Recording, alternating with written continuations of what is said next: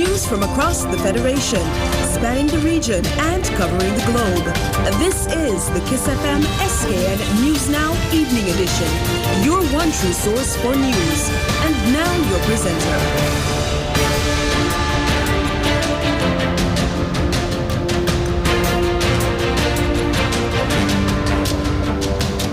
Good evening. Today is Wednesday, 15th February 2017. I'm Ebony Brandon. Good night. This is the SKN News Now Evening Edition. Tonight, in the headlines, Honorable Congress Maynard accuses the government and Speaker of the House of manipulating the Parliament, as yet again no public business is featured on the order paper. And Honorable Patrice Nisbet says Foreign Minister Mark Brantley should focus on building existing diplomatic relationships rather than rushing to form new ones.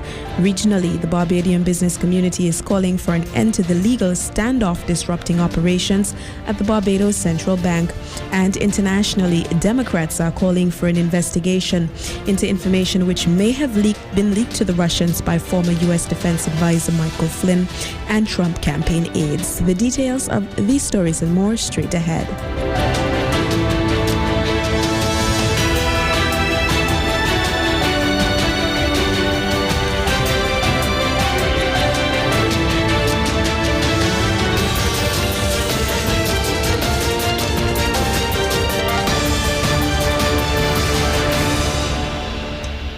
The National Assembly will convene tomorrow when the government is expected to introduce the Land Registry Bill 2017.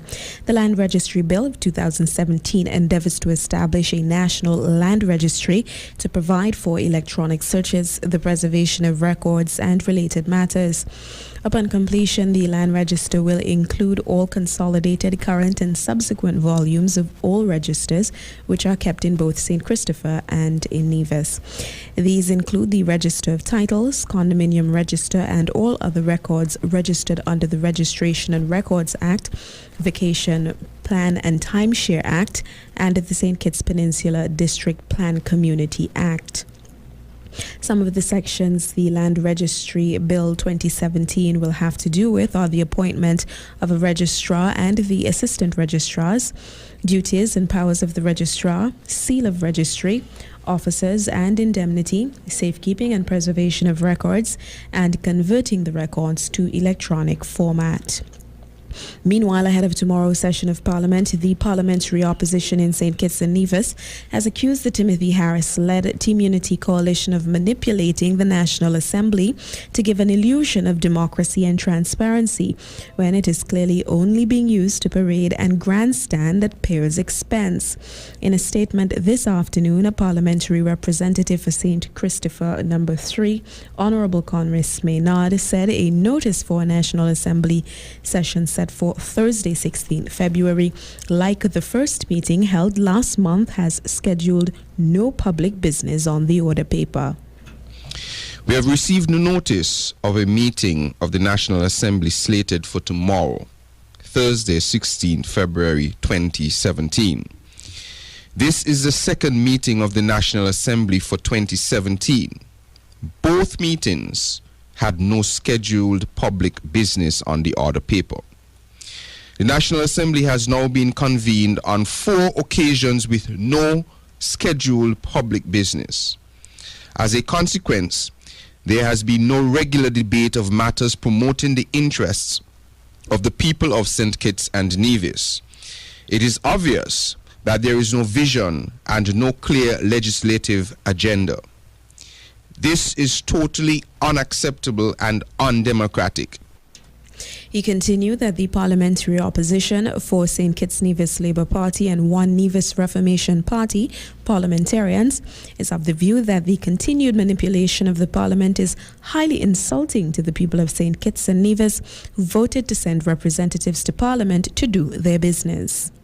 It is also highly insulting to the people of St. Kitts and Nevis who voted to send representatives to parliament to do their business.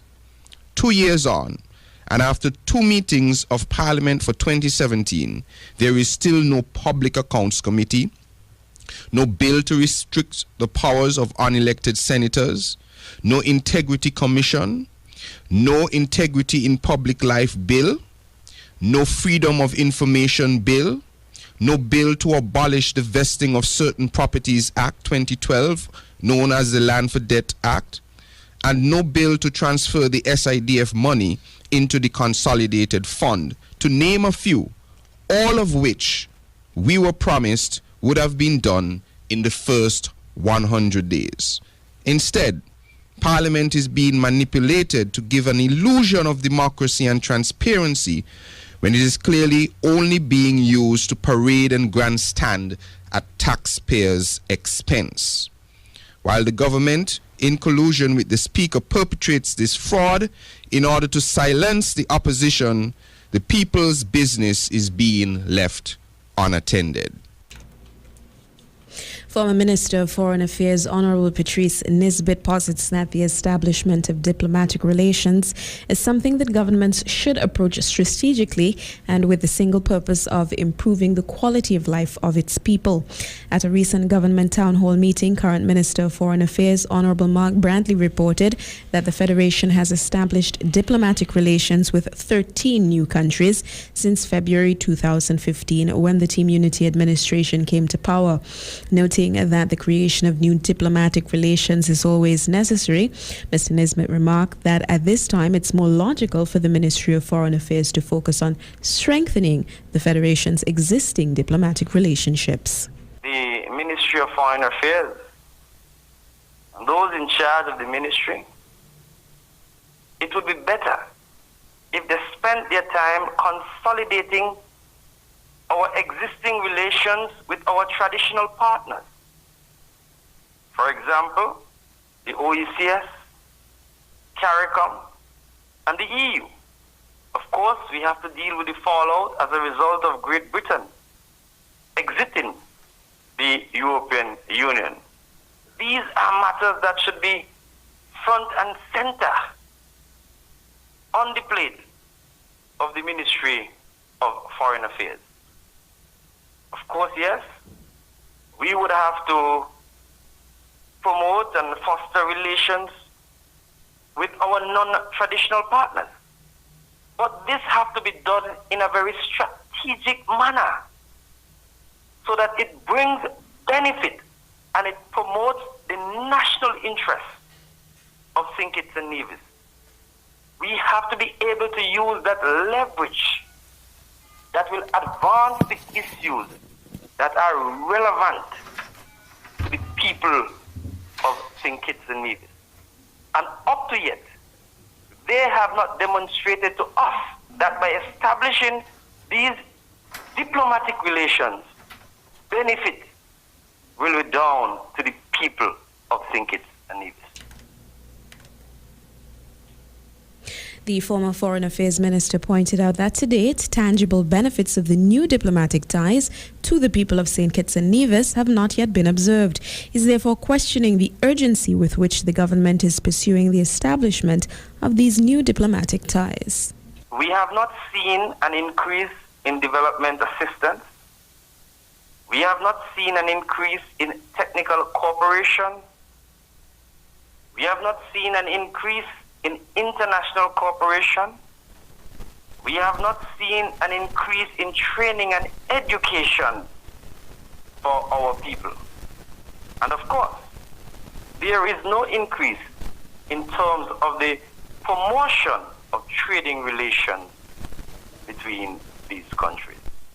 And so we are left to ask, why is our country on this path of increasing its diplomatic relations without bringing any tangible benefits to the people of St. Kitts and Nevis? Speaking in the same forum, Minister Brantley also said that the Federation's passport is strengthened as a result of having signed reciprocal visa waivers with countries with whom diplomatic relations have been established. Mr. Nisbet, however, has a different view on this issue. I believe that it is more important to the people of St. Kitts and Nevis to see that our country is benefiting from increased developmental assistance, increased technical assistance, technical cooperation assistance, that is, increase training and educational opportunities, increase trading opportunities, than having visa-free access to countries such as Kosovo, Belarus, Mongolia, and Gambia. That was the former Foreign Affairs Minister, Honorable Patrice Nisbet. In other news, former Prime Minister, the Right Honorable Dr. Denzel Douglas, has slammed Prime Minister Dr. the Honorable Timothy Harris for being deceitful and giving the impression that he's responsible for the success of St. Kitts and Nevis's homegrown International Monetary Fund Structural Adjustment Program, reaffirming that when St. Kitts Nevis Labour Party left government in 2015, the debt to GDP ratio was at approximately 70% and destined to reach 60% in 2017, ahead of the 2020 deadline. Dr. Douglas recalled that the St. Kitts Nevis Labour Party administration initiated the program to tackle the high debt situation in order to ensure that there would once again be economic activity to stimulate growth in the economy and provide job opportunities for nationals, especially youth. At the time, according to Dr. Douglas, Dr. Timothy Harris, who was still a member of his cabinet and served as Minister of Finance, was in support of the program. It was only after he was fired from the Labour administration, continued Dr. Douglas, that Dr. Harris began to object to the program. One of the persons who was in the government at that time was Timothy Harris. Timothy Harris, when he left the government, he said he opposed it. Never said a word in government, in the cabinet. But being very deceitful and deceptive, said that he opposed it. And in Parliament, and recently said that it was a wrong thing for the government to do. Today, I can quote scores of articles, public statements, not only at the international but regional level, that lauded the efforts of the Labour administration in going into a program with the IMF to address its serious economic and financial issues, and social issues as well. We put in train a program which ended with a successful completion of that program. High marks being given by the IMF.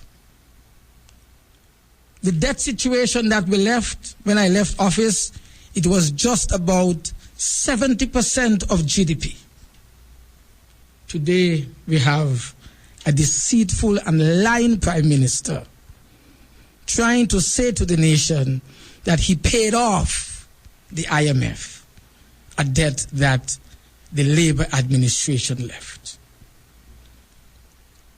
He cannot even be gracious at a time when there has been abundant success as a result of a program that he opposed.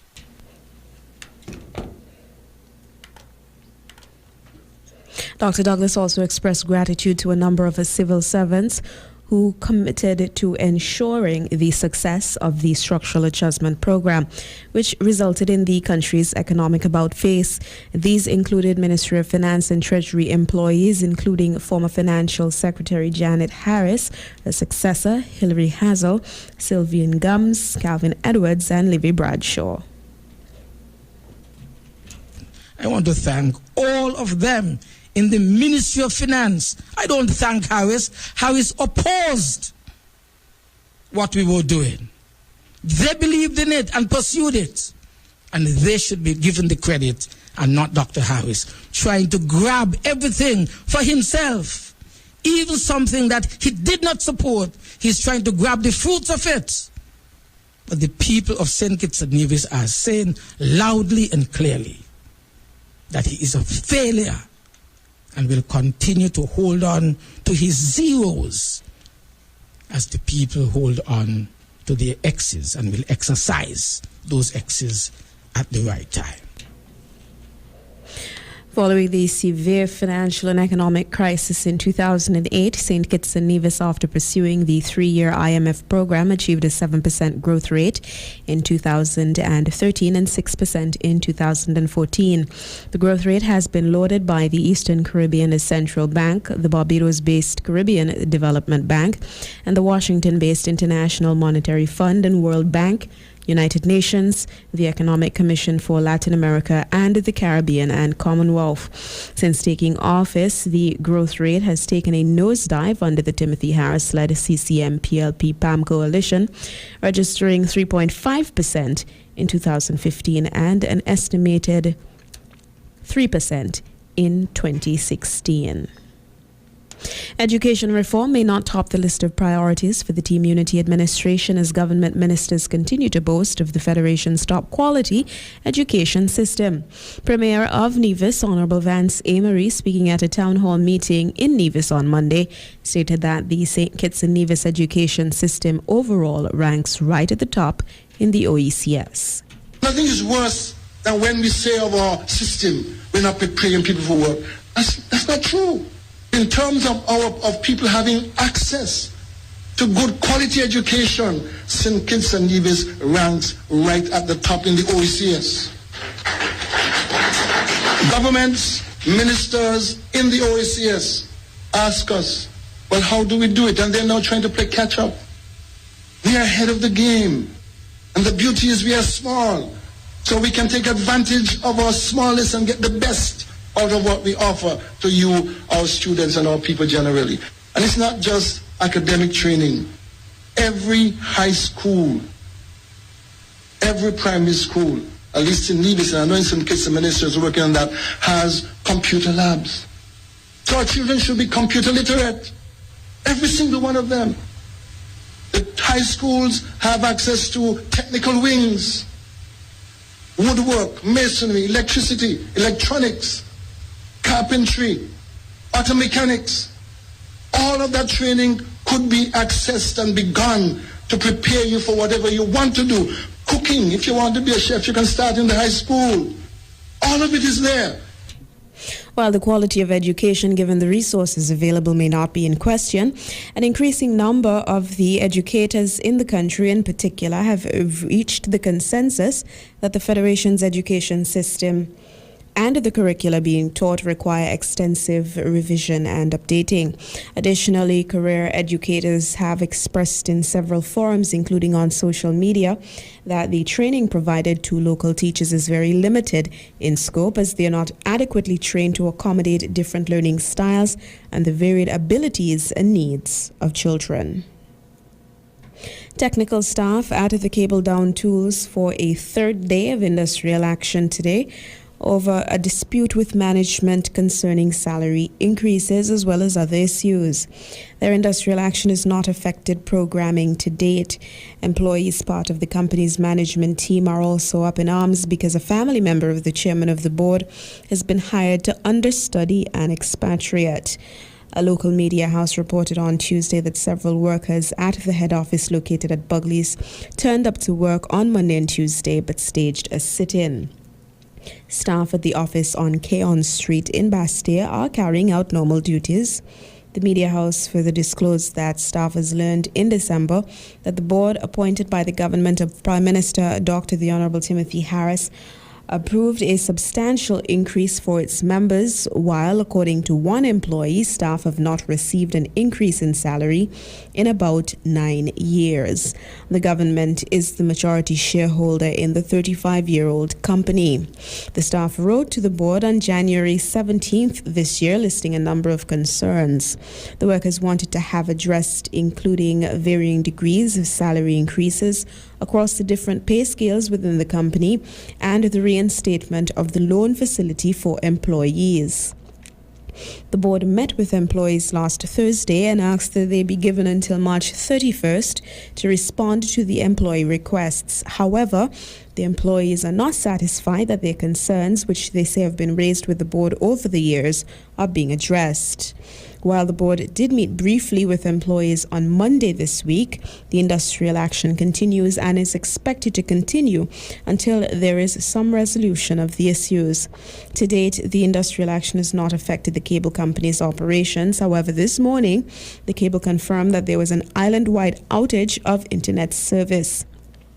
No explanation has been offered to customers regarding the reason for the failure in service, which occurred between about 9:30 a.m. and 2 p.m.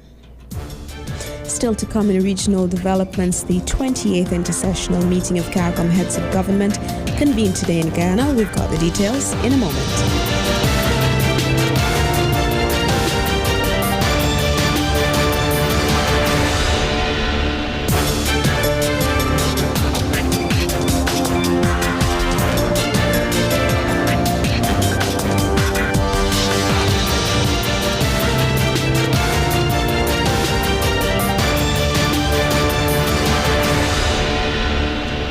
The Barbadian business community is calling for an end to the legal dispute fouling operations at the Barbados Central Bank. Fenella Wedderburn has the latest on this development. The local business community is calling for an urgent resolution to the current legal wrangling at the helm of the Central Bank of Barbados. The plea comes after details emerged of a nasty fallout between the Governor, Dr. Delal Worrell, and Finance Minister Chris Sinclair, which is now before the law courts. President of the Barbados Chamber of Commerce and Industry, Eddie Abed, warns that now is not the time for the central bank to be at the center of any lengthy internal court battle, given the state of the country's foreign reserves and the threat of currency devaluation. Equally concerned are Executive Director of the Barbados International Business Association, Henderson Holmes, and Chairman of the Barbados Private Sector Association, Charles Herbert, who both agreed with Abed that the current uncertainty at the central bank could only spell more bad news for the island's ailing economy. The situation is not at all ideal. We are all aware of the perilous state of the foreign exchange in Barbados. We're also extremely concerned about not only how we got to this worrying situation, but what has been happening in terms of printing money, essentially for current expenditure. The 28th Intersessional Meeting of CARICOM Heads of Government is underway in Guyana. Over the 2 days, regional leaders will address issues including the CARICOM single market and economy, crime and security in the region, economic development, and international relations. More on the meeting, which begins on Thursday, in this report. The two-day regional meeting will open on Thursday, February 16th at the Guyana Marriott International Hotel, Georgetown, and will be chaired by President David Granger. Among the issues to be addressed are the Caribbean single market and economy, crime and security in the region, and economic development and international relations. CARICOM Secretary General Urban LaRock, speaking to journalists this morning at the CARICOM Secretariat, said that the CSME remains undoubtedly the best vehicle to promote economic growth and development and integration. The focus on that aspect of our integration is key at this time as our member states seek to maximize opportunities for growth. There is no doubt that fully utilizing the provisions of the CSME will help in boosting prospects for growth. LaRock said while there has been significant progress made in the area of a single market, more still needs to be done for the single economy. Meanwhile, LaRock said crime and security continues to pose a threat to the community. He said it is not just a national issue in individual countries, as it also affects CARICOM on a whole. You very well can very well appreciate that with movement of our persons and with free movement of cargo and the like, transborder crime, is something that one needs to address. So we'll continue to be looking at what can be done at the regional level to address the issue at the national as well as the regional level. And we'll be pursuing some more options as we seek to reduce the level of criminality in our countries. Other areas of special interests will include the Guyana and Venezuela and Belize and Guatemala border controversies, work in the information and communication sector, and a number of issues emerging internationally. He was asked specifically about CARICOM's intention to engage in the immigration policies enforced in the United States by the Donald Trump administration. Our discussion will center basically on how do we engage with and advance those issues of critical interest to us going forward. There are a number of interests that have been made public in terms of what we'll be pursuing internationally and how we seek to sensitize and engage with the new administration going forward. That will be the tenor of the discussions we'll be having. After the abduction of several women and children in Jamaica by persons posing as taxi or bus operators, the police and transportation authorities have put new strict vehicular window tint regulations in place.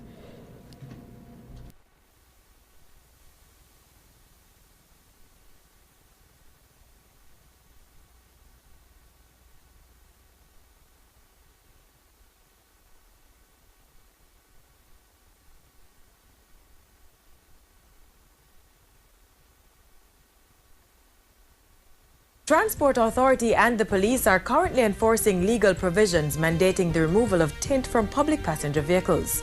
The move follows instructions from the Prime Minister and is in response to recent reports of women and children being abducted by perpetrators posing as taxi operators. Details of the regulations were outlined during a press conference on Monday. For motor cars, no tint will be allowed on the back windscreen of the motor vehicle.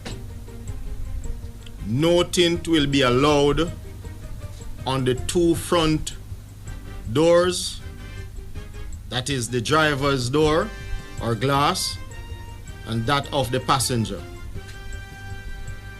No tint will be allowed on the windscreen of the motor car except for that 6-inch visor from the top. For the two back doors, only a 30% grade of tinting will be allowed for motor cars. On coaster buses, no tint will be allowed on the back glass, the two immediate panes of glass at the side of the vehicle, driver door, or the passenger door where the conductor operates. Only 70% inward view will be allowed for windows on either side of the vehicle and a 9-inch visor for the windscreen of the coaster bus. A similar requirement is in effect for minibuses, except that the windscreen visor will be 6 inches. Taxis that have a manufacturer's tint will be given a 12-month grace period to become regularized if testing shows that their vehicles don't meet the required standard. In the meantime, the Transport Authority says it has received the full support of bus and taxi operators for the tint removal measures. Coming up in the international segment of SKN News Now, the killing of Kashmiri civilians by Indian troops has triggered massive protests.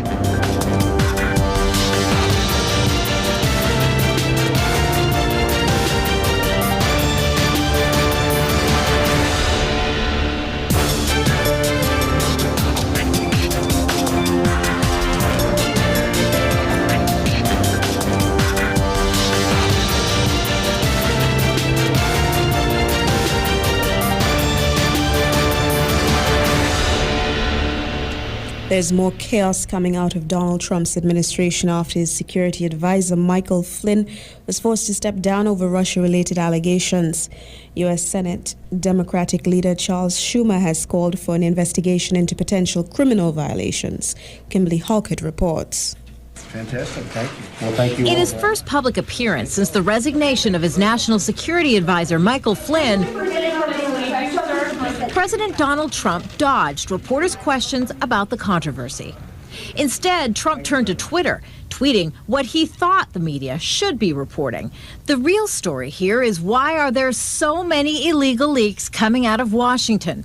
Will these leaks be happening as I deal on North Korea, etc.?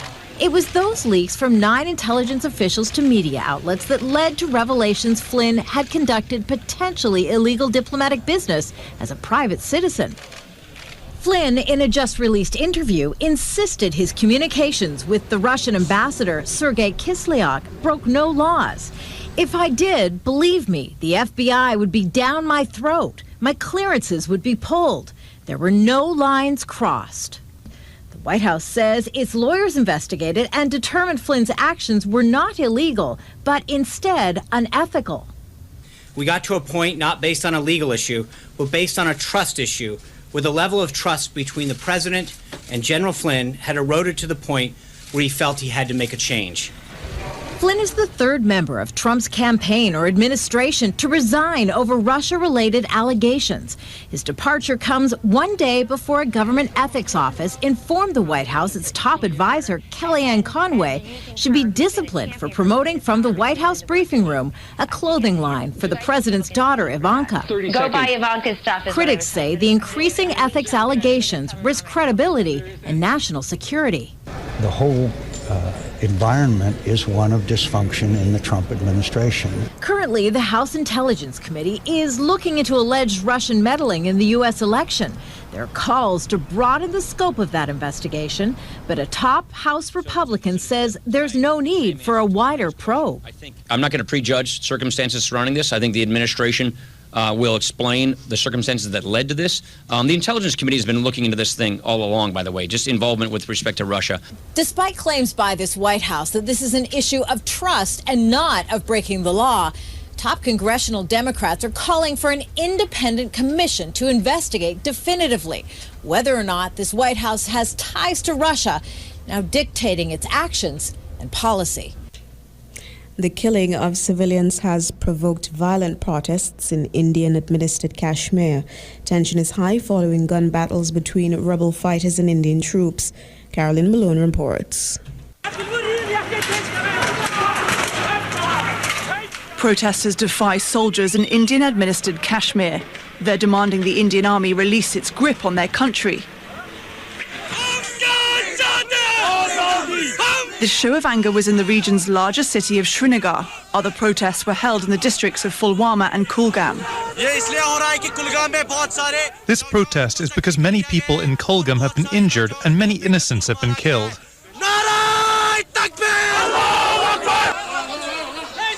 The Indian Army recently raided villages hunting for separatist fighters. Several Indian soldiers and rebels have been killed in gunfights in the last few days. Civilians have also been killed. The security forces came. When we went to the police station, my son had been tortured and had no bullet marks on his body. If he was killed in the crossfire, he would have had a wound or a bullet mark, but there were only torture marks. India and Pakistan both claim the right to control parts of Kashmir. Rebels in Kashmir have been fighting for independence from India for nearly 30 years. Around 70,000 people have been killed since the conflict began. Hundreds of thousands of Indian troops are stationed in Kashmir. It's one of the most militarized parts of the world. You can see how much injustice is done to Kashmiris. We appeal to the world to come forward and pressure India and Pakistan to resolve the Kashmir issue peacefully through dialogue. Many fear a repeat of the widespread unrest which began in July following the killing of rebel leader Burhan Wani. Dozens of people died, hundreds were injured by birdshot fired by Indian troops. The economy was paralyzed. With the latest protests by separatists, there are growing crowds at the funerals of rebel fighters and a surge in gun battles involving Indian troops. Tension is high in Kashmir. An outbreak of armyworm caterpillars from the Americas is devastating crops in several African countries, prompting an emergency meeting of experts to discuss how they can fight back. It's an invasive species native to tropical regions in Brazil and Argentina. There are warnings that the pest could soon also spread to Asia and the Mediterranean. Haru Mutasa reports from Zimbabwe. Farmer Alice Kanyera and his neighbors grow maize in Zimbabwe. The small-scale farmers say they've never seen worms that look like this before. They've been told they're called army worms, caterpillars that are said to march like an army in their search for food. They are ravaging staple crops across southern Africa. Pesticides don't appear to trouble them. We are looking for labor to search for them because chemical they are failing to kill parasites. So now we are using people to search one by one and destroy it. That's the method we are using. Are you scared it's going to get worse?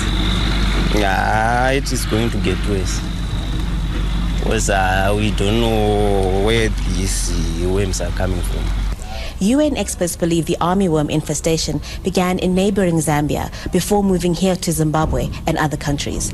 An emergency meeting is being held in Harare to plan how to get rid of them. What we expect is that we will know the scale of the problem in the different countries and how much it will cost to control the armyworm.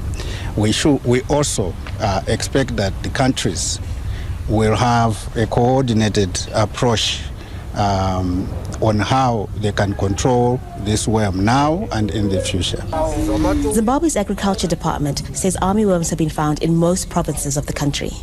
Many people in Zimbabwe eat maize. It's a staple food here, but farmers worry their crops will be destroyed, and that could mean food shortages.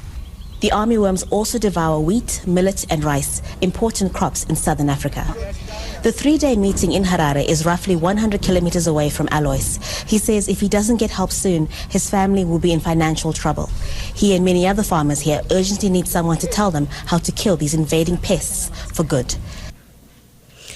And now for a recap of this evening's headlines. Nationally, Honorable Congress Maynard accuses government and Speaker of the House of manipulating the National Assembly, as yet again no public business is featured on the order paper.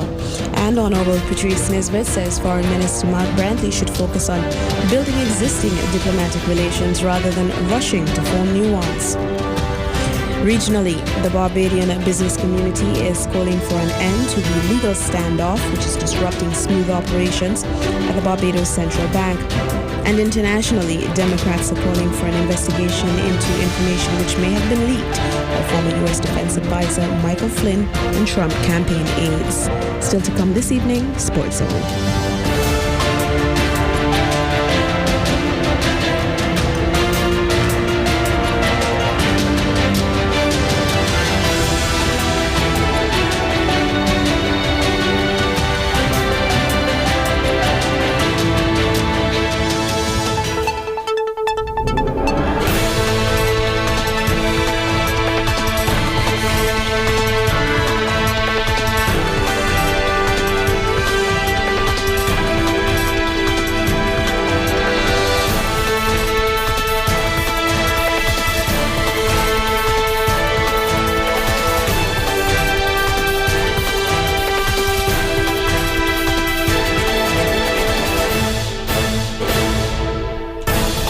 In Sports Zone, Floyd Money Mayweather is telling Conor McGregor he'll be waiting when he's ready to face him in the ring. We've got the details in a moment.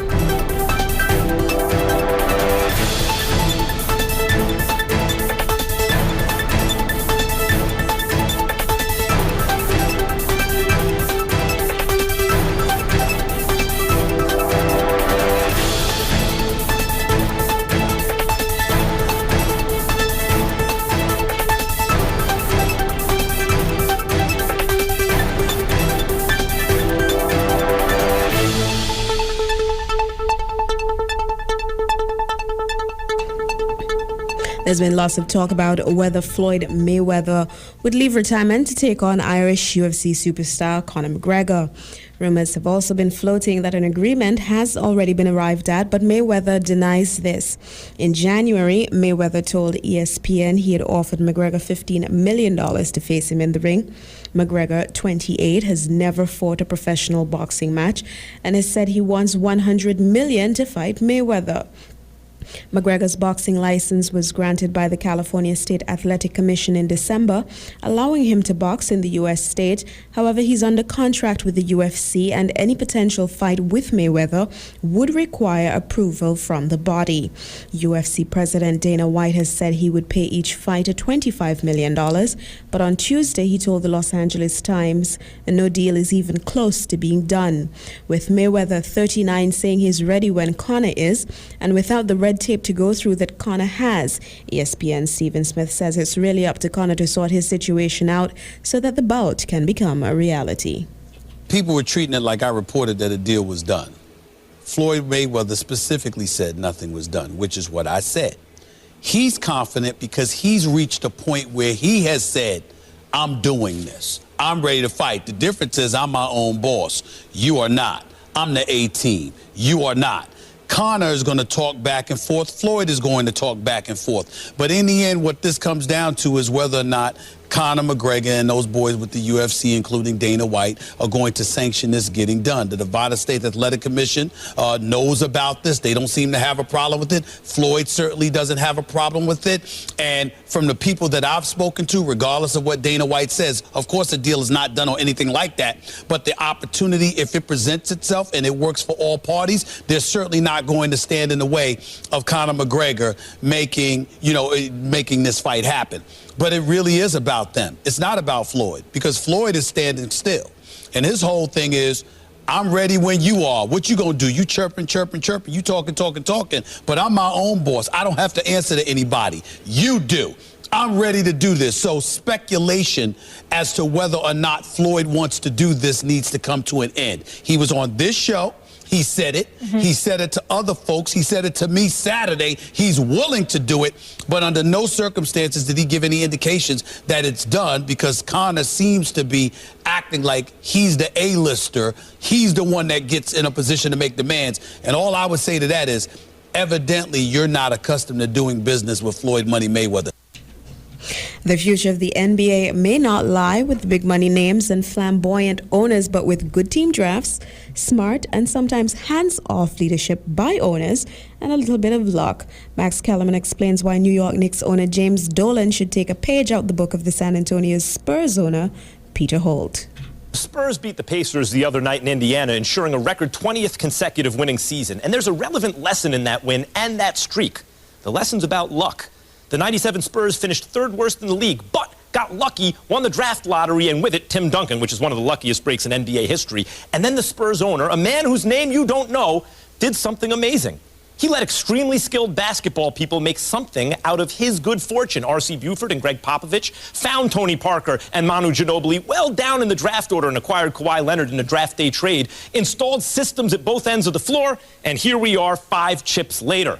Contrast that now with a team which has recently gotten lucky itself. Maybe not Duncan lucky, but pretty damn lucky. In 2015, the New York Knicks were the NBA's second worst team, but fell to 4th in the draft. Luckily, because the blue chip college stars were picked 1, 2, 3 that year, and an unheralded but potentially transformative franchise cornerstone named Kristaps Porzingis fell right into their laps. And here's where the stories of the Spurs and the Knicks diverge. You don't know who owns the Spurs. He doesn't front his own rock band. He hasn't banned Malik Rose or Vinny Del Negro from his arena. He identified Pop and R.C. Buford, then got the hell out of the way so they could capitalize on his extraordinary luck. You do know who owns the Knicks. He wants you to know him. He does front his own rock band. He does make a public mess with Knicks alumni. He has yet to hire the right people, and if he did, you think he would quietly back away and leave them alone to turn his good luck into a great franchise? Did I mention he's 61 and fronts his own rock band? And that's the lesson about luck. Every owner catches big breaks. It's the ones who are smart enough and big enough to let the experts turn luck into success who win. Owners who don't turn the spotlight over to the pros, we call those owners losers. For the record, Peter Holt is the name of the Spurs owner. Ever heard of him, Jim Dolan? The Laureus Awards have concluded in Monaco with a glittering red carpet event, and it came as no surprise that Jamaican sprinter Usain Bolt walked away with the Sportsman of the Year award.